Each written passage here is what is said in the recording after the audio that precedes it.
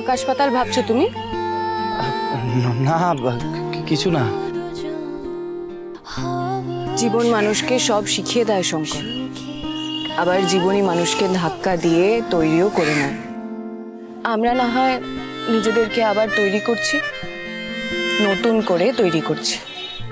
সে না হয় হলো শূন্য থেকে শুরু, আমরা আবার সব গড়ে নেব। আরেকটা কথা, আমি তোমাকে খুব ভালোবাসি শঙ্কর।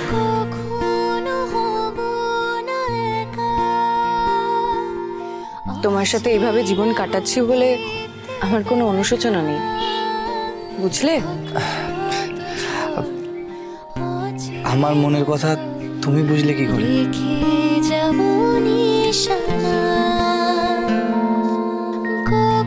এই মনটা যে আমার, আমি বুঝবো না তো কে বুঝবে?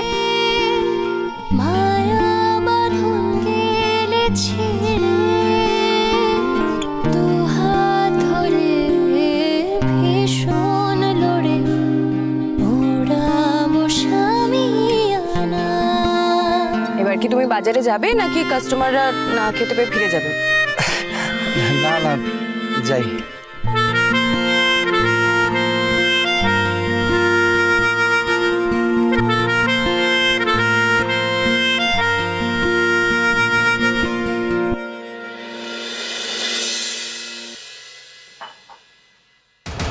কিরে, ঘরে বসে বসে ঠ্যাঙের উপর ঠ্যাং নাচালে চলবে?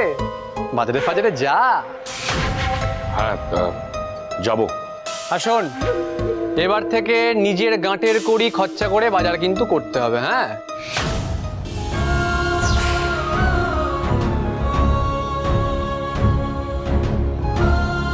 আমি?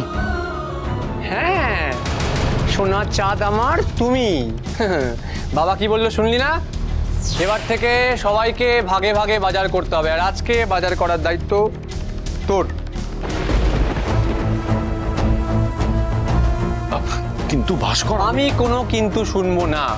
অনেক দিন মামার বাড়িতে বসে গান্ডে পিন্ডে ফোকটে গিলেছিস, এসব ধান্দাবাজি আর চলবে না। যবে যবে বলবো তবে তবে তুই বাজারে যাবি, ঠিক আছে? চল বাজারে যা।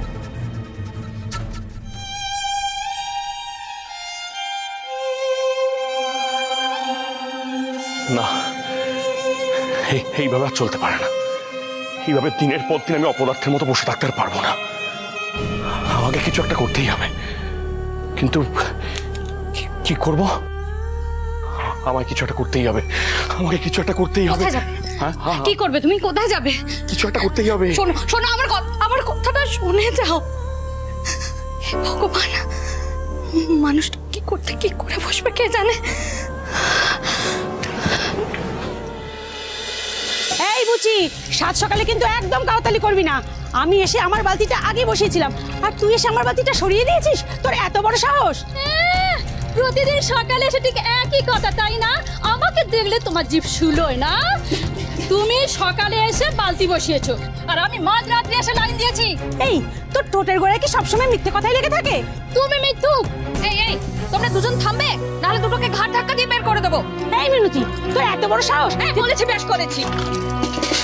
এই এই তুমি আমার বালতিটা সরালে কেন? তুমি আমার বালতি এত বড় সাহস! ধরো তো।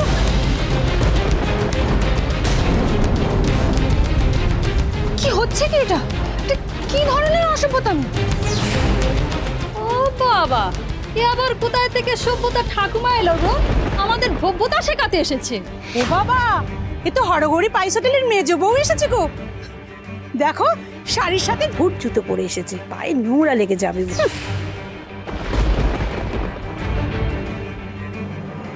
এদের কীর্তি জানো না? কিছুদিন আগে পাইস হোটেলে মদের ঠেক খুলেছিল, তারপর পাড়ার লোকরা এসে সব ঝাপ বন্ধ করে দিয়ে চলে গেছে। তোমরা তো ভদ্রতার মুখোশ পরে থাকো, তোমাদের মধ্যে নোংরামোটাই বেশি। পাড়াটাকে মধু মাতালের আড্ডা বানিয়েছিল, বেশ হয়েছে পাইস হোটেল বন্ধ হয়েছে। বেশ হয়েছে তো বলে দিলেন। আপনারা জানেন আমাদের হরগৌরী পাইস হোটেলে দিন রাত কত কত মানুষ এসে খেয়ে যেত, কত কত বাড়িতে আমাদের হরগৌরী পাইস হোটেল থেকে খাবার যেত। তোমরা কি মাগনায় খাবার বিলোতে নাকি? ওটা তো তোমাদের ব্যবসা ছিল। একটা সবজির থালি ৭৫ টাকা, মাছের থালি ১২৫ টাকা, আজকের দিনে এত কম টাকায় কটা জায়গায় আপনারা খাবার পাবেন বলুন তো? আমাদের হরগৌরী পাইস হোটেল 100 বছর ধরে চলে এসেছে। আমরা আমাদের পাইস হোটেল শুধু ব্যবসা করার জন্য চালাইনি, সৎ পথে মানুষের মুখে অন্ন তুলে দেওয়াটা আমরা আমাদের দায়িত্ব মনে করতাম। আজও তাই মনে করি। তাই একটা খারাপ ঘটনায় আমাদের হরগৌরী পাইস হোটেলকে বিচার করতে আসবেন না। কি আমার নিধিবাগে ছিলেন রে? তোমার শাশুড়ি তো তোমাকে, তোমার বরকে বাড়ি থেকে ঘাড় ধাক্কা দিয়ে বের করে দিয়েছিল, কেন শুনি? এখন তো ফুটপাতে এসে বসেছো। ওখানে আবার আদি হরগৌরী পাইস হোটেল খুলেছে। এদের আর কেচ্ছা শেষ নেই। এদের বাড়ির বউকে আবার ছোট জামা কাপড় পরিয়ে নাচ গান করিয়েছিল। ছ্যা ছ্যা ছ্যা ছ্যা ছ্যা, বাড়ির বউকে দিয়ে ম্যাগো একেবারে বাড়ির বউদের দিয়ে মৌচাক সাজিয়ে বসেছিল। এই যাও তো, যাও এখান থেকে বেরিয়ে যাও। যাও পেছনে যাও, যাও যাও যাও যাও যাও এখান থেকে যাও। আমি তো লাইনে ওনার পিছনে দাঁড়িয়েছিলাম। যাও পেছনে যাও, যাও পেছনে যাও। আরে তোমার মতো মেয়েকে আমাদের সঙ্গে জল নিতে দিচ্ছে, এটাই অনেক।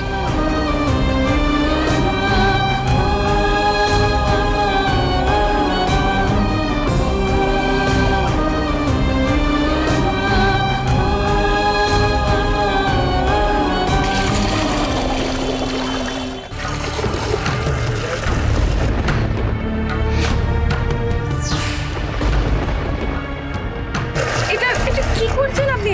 আমার বালতিতে জল ঢেলে দিলেন কেন? তোমাদের কাছে কি আমার কম ঋণ মা? অনেক দেনা। জয়াদি, তুমি তোমার সব জল ওনাকে ঢেলে দিয়েছো। তোমাকে কিন্তু আবার লাইনে দাঁড়াতে হবে। দাঁড়াবো রে বুঝি, দাঁড়াবো। এই এনারা আমাদের মতো অনেক গরিব পরিবারের জন্য যা করেছেন, তাতেই 2 বালতি জল দিয়ে আমার পুণ্যই হবে রে। তোদের দাদা মারা যাওয়ার পর আমাদের এমন দিন গেছে, দুবেলা ছেলে মেয়ে দুটোর মুখে খাবার জোগাড় করতে পারিনি। তখন এই হরগৌরী পাইস হোটেলের শঙ্কর দাদা রাতের বেলায় বেনে পয়সায় খাবার বিলি করত। সেই খাবার দিয়ে দুবেলা ছেলে মেয়ে দুটোর মুখে অন্ন তুলে দিতাম রে। আজকে এই 2 বালতি জল দিয়ে সেই অন্নের খানিকটা ঋণ না হয় শোধই দিলাম। তোমরা ওদের কত বাজে কথা বলছো জানো?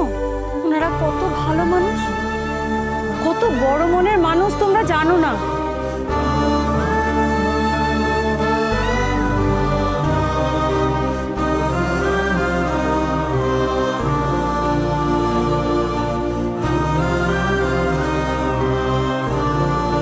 শুনেছি তোমরা রাস্তার ধারে একটা পাইস হোটেল খুলেছো।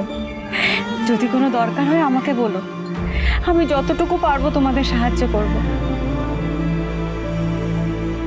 আসছি। এসো।